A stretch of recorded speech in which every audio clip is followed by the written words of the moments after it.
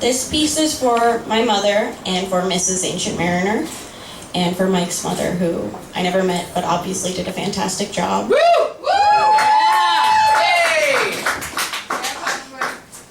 Yeah! This piece is called Terms and Conditions. In the face of a terminal illness, you may select from a predetermined list of words. There are 3 phrases most often heard. I am so sorry. I am so sorry. Is there anything I can do? Is there anything I can do? It's going to be okay. It's going to be okay.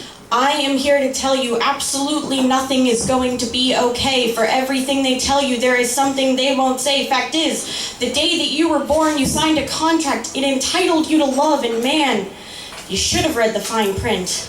This contract entitles the individual to a life of love, as coordinated by the universal, unseen, inescapable, voracious, relentless society of everything, henceforth referred to as the universe.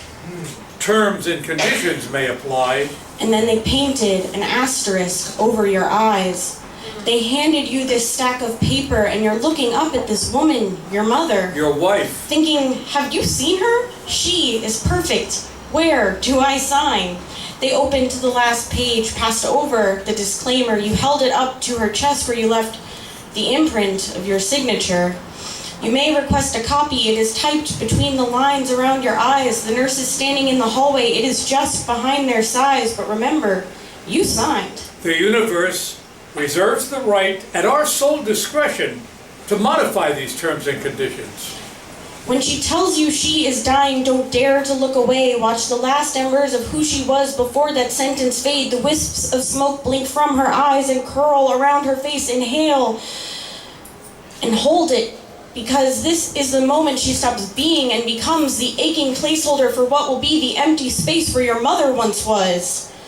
Please read these terms carefully before utilizing love. This agreement sets the legally binding terms and conditions for the individual's use of the emotion while within the limits of this plane of existence, i.e. Earth, i.e. life. Have I mentioned nothing is going to be all right?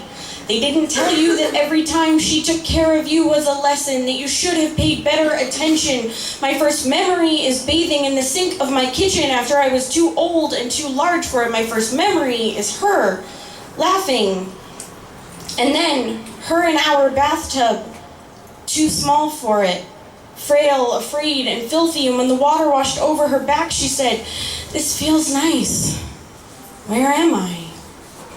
They dare not speak of the complications of everything that can go wrong, but fact is, sometimes it all does, that love is short and grief is long, that mammograms and mastectomies may not be enough.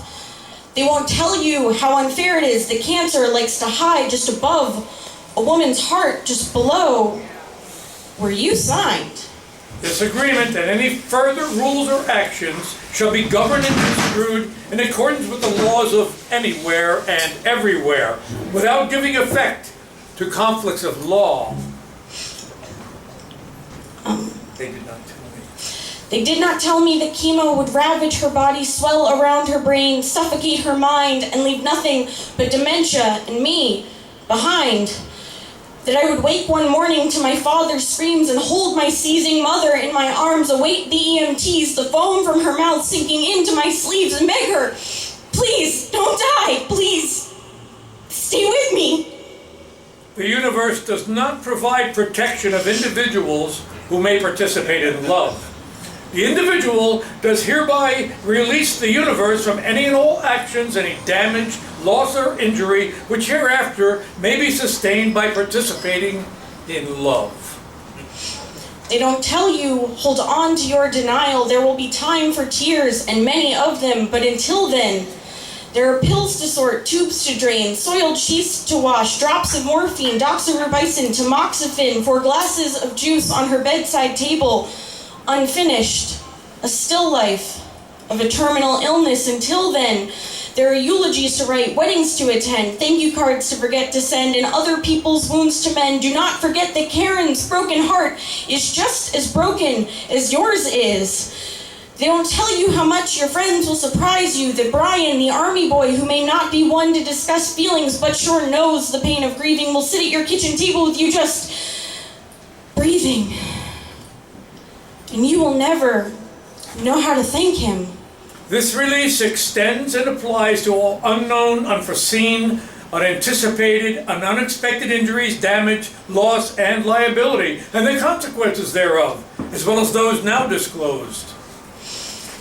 It will become unclear whose job it is to do all the things she used to, and then one day you will hear yourself repeat it. I am so sorry. I'm so sorry. Is there anything There's something I can can do? And she didn't tell me so many things, like what was the name of that song you used to sing, and she didn't tell me she was still there. I saw it on the day when we cut off all her hair, when for 5 minutes she would wear a mohawk. And let me take this picture.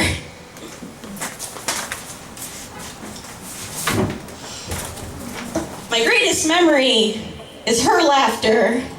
Thank you.